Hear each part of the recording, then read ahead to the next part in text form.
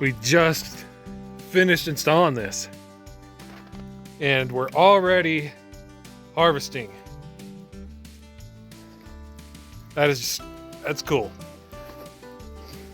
Let's see, I took the little screen off here to this pipe because it's dripping. Not all the water is making it into it. See that? The pipe is not perfectly centered.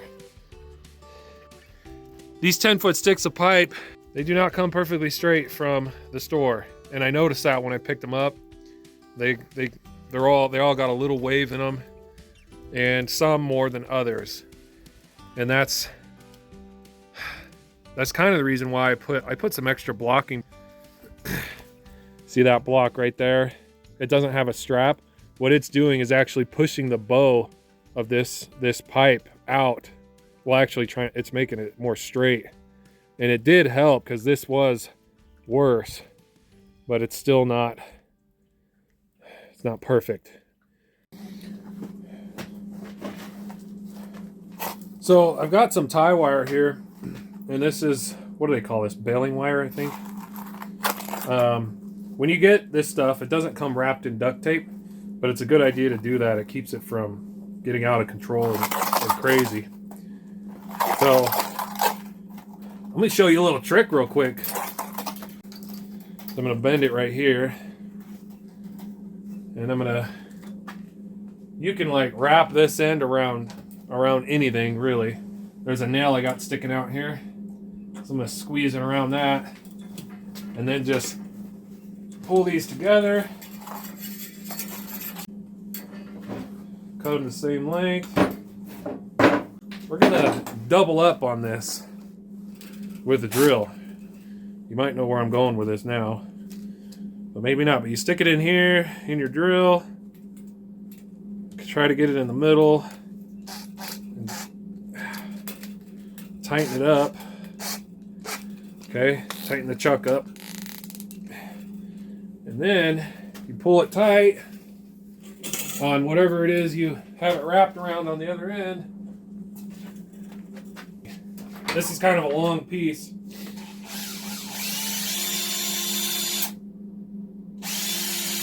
And it twists it together into one really good piece of tie wire. Much stronger than just having one by itself. I don't know, can you see that? All twisted up. There you go. Little trick.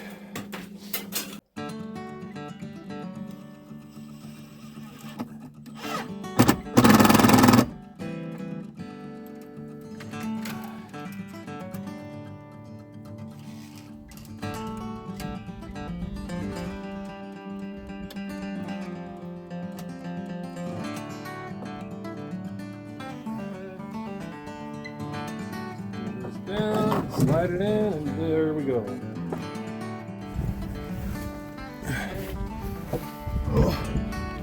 Oh, the ladder's it's just sinking in the ground. A little soft there still.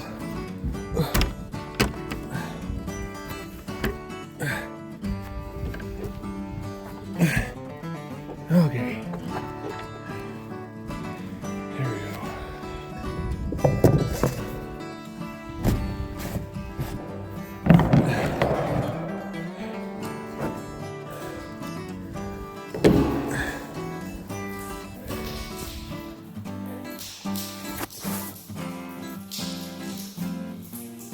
Yep. There's our water. Oh. Let's see here. 1, 2, 3. It was at the top of this rib right here. So let's see, 2,000 gallons, 2,500, almost 2,300 gallons, I'd say. And we haven't put anything in it for a while, nor have we used anything from it. But now we're collecting. We're getting more in there. That's good. So almost half full. or is it half empty?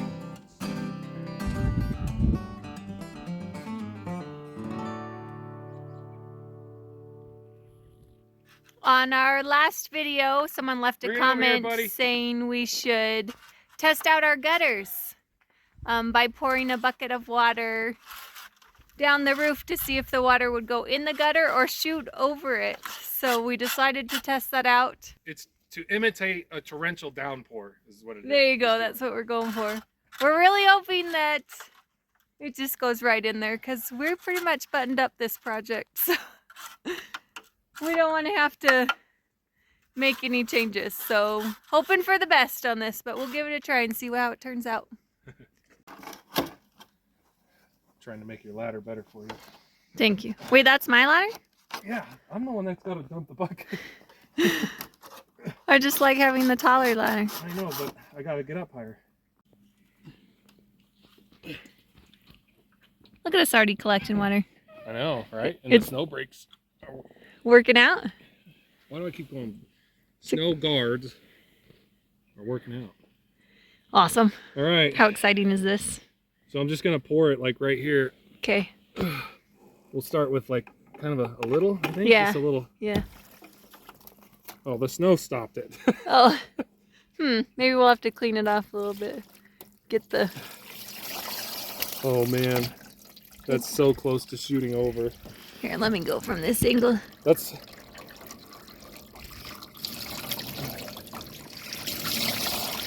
Oh, man. I've never seen water come off of that like that on the shed, though, even during a heavy storm. Oh, yeah? Yeah, I don't... Shooting off like that? Right, yeah.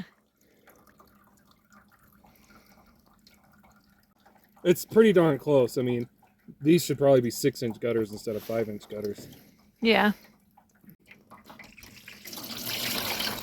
Oh, that's...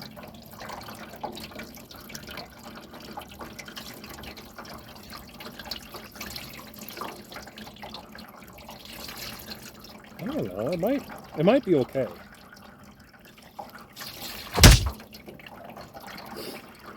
But I am kind of bummed. Yeah. What messed us up is the fascia, really, because where the gutter attaches to the fascia isn't at the top of the fascia. Right. So it's actually it's in further than it would be if the fascia was plumb. You know? Right. Because you don't put the gutter in at the very top of the fascia. That's not how you're supposed to, anyways. Trying to get a good... So, but they didn't have any 6-inch at the store. Yeah, the store I went to. Good thing it's a smaller roof, though. I will say that. Our shed is our practice project, and we're learning all sorts of things, aren't we? It is. So for now, I'm not going to change it. Right. I want to wait and see till monsoon season, you know, starts up in late July. And we're pretty much done with this project. I don't really want to... We got to move forward. We got other things. We do. You know, it's going to catch the majority of everything we get right now, especially since it's just snow. So. Yep. Leave a comment down below. What do you think? What would you do? Did we screw it up? Because it's lower. Oh gosh.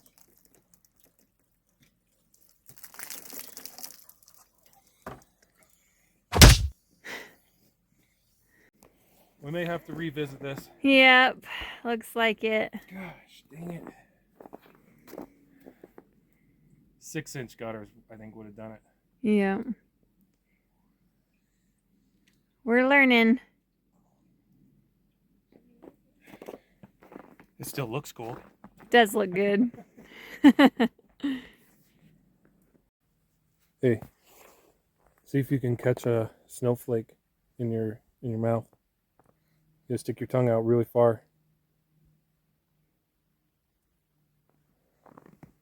I don't know. Hey, I caught one. You did? I felt it. Oh man, I tried it earlier. I couldn't catch any. Pretty cool out here, huh?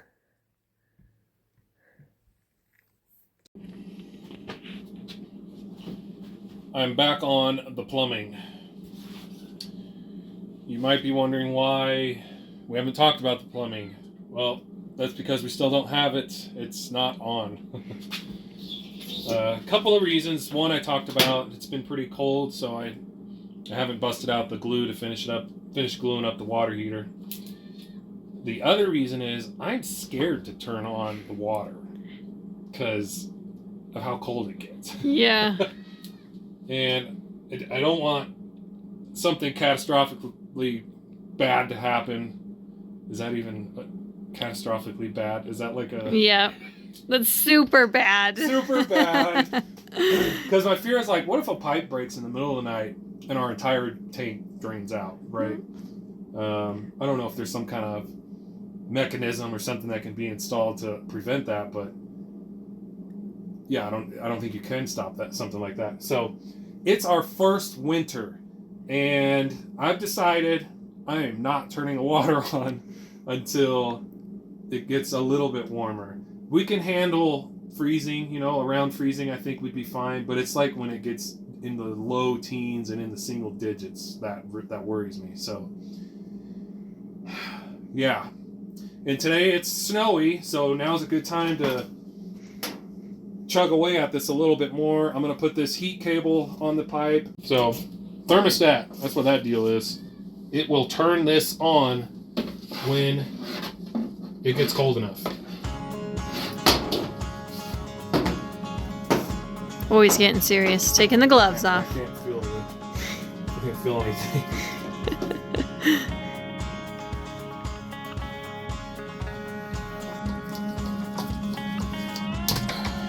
Put a support on that. Okay, there we go. Let's try it. I haven't tried the other one because it's not done. Oh. It's on. Yeah, I think the directions say that when this light is on, it's running. So Pipes are cold. What is it? 37 degrees, you said? In here? No, when it turns on. 38, I believe. Turns on at 38.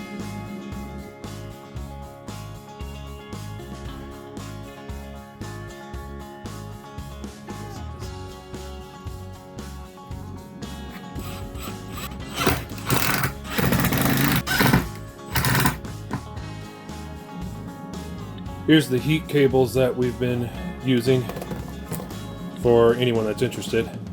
Frost King.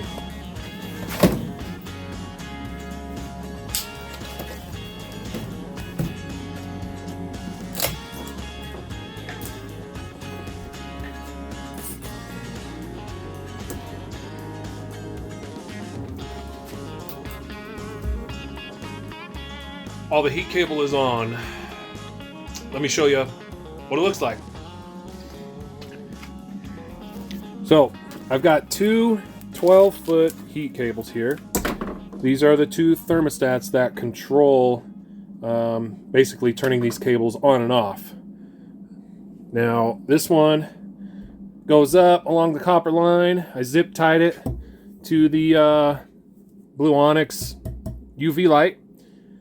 Got to be careful when you zip tie cables. You don't want to tighten it too tight because it could cut through the jacket of that stuff. So it's not super tight. We've got it coming back around here. Across that union, comes down. And then I needed to jump across to get to that side. So there's so much mass of water that's going to be in here. And the more mass of water you have, the harder it's going to be to freeze that much water. So not super worried about these, maybe in the joints here where it narrows down. But I got it on top of it instead, taped down with some Gorilla Tape because electrical tape wasn't working. And then it comes down and ends right there. And I've got a 5-foot section all the way to the floor with nothing. The other one goes down here all the way down to the floor. I put it on the floor to jump across and come back up this pipe. Comes around, runs along the side of the pump, comes back up here and ends right there. So this pipe is does not have any heat cable on it, unfortunately. See, I thought about getting the 30-foot cable, but I was like, that's probably way too long. I'm gonna have a bunch of extra cable.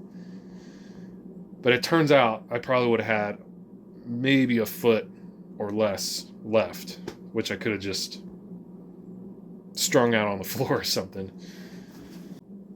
So during the wintertime, once we get the water flowing, these will be plugged in all the time. And on those super cold nights, I'll just come out here and throw in a heat lamp down here, especially for the lines for the washer, the hoses that got to hook up to this right here. Got to keep those from freezing too, as well as, you know, the water that's inside the washing machine. So a heat lamp down low back here, heating up this pipe, heating up the hoses coming out of there, and heating up the washing machine. Should be good enough. Now, like I said earlier, we're scared to turn on our water. We're gonna wait till the end of winter when it's it starts to warm up. It's our first winter. We don't want anything going wrong. We're not really ready, you know. I mean, the plumbing is pretty much all done other than that water heater. But this shed isn't ready. It's not. I should have insulated it. So that will be a project later in the year. I've got other things I got to get going on, like the septic system. So it'll be another month and a half-ish before we turn that on. Hope you don't mind.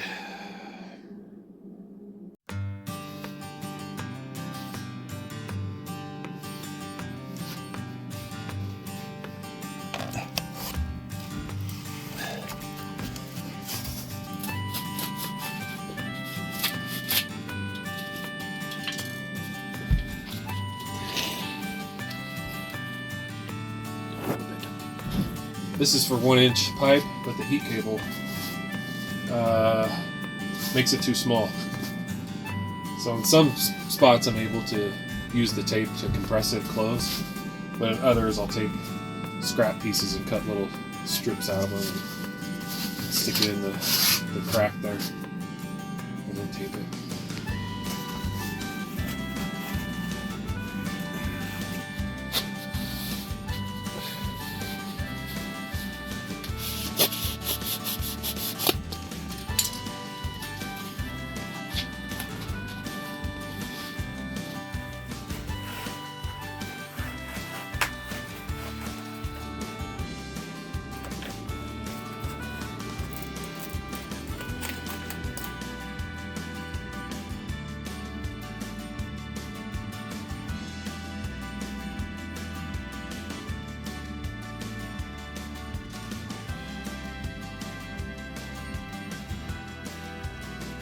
That is a wrap on the pipe insulation. It took a minute to do. All insulated with heat cable. Good to go.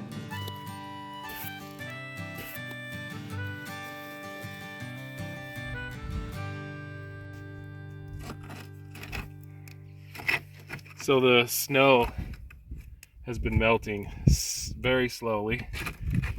So it melts a little during the day, and then it freezes at night and melts and freezes and melts and freezes, and the ground cannot handle it. The mud is so bad. So we're driving out. We got stuck for a minute, but I could hear this tire scraping, and it's really packed in here with gravel and mud. And I floored it to try and see if it would come out, and it did not. But I could smell burning rubber, so I stopped, got out the crowbar, and decided to dig it out so I don't ruin the tire. Oh man, it's really in there. All right, here's what I'm talking about. Let's see. So here's where the tire has been riding on it. Here's the top of the tire. I jacked up the car because I was having trouble getting the rest of the mud out. But look at that, and all the way on the sidewall back there. That is crazy. It is so in there. We need a new road this year. That's the plan. We're gonna get tons of gravel. That was our problem, is the whole thing's not graveled, only a section of it, and the other section is mud. It all needs to be graveled.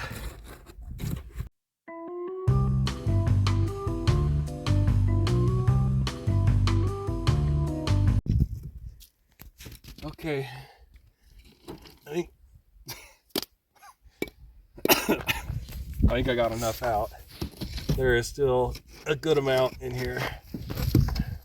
But if you look around the tire, there's the aftermath. Isn't that? My goodness. That's just one wheel. I've been wondering lately why my gas mileage has been so poor. I thought it was just because we were running the heater, but I think it's because we got an extra 100 to 200 pounds of mud in the wheel wells. All right, back to where we were going.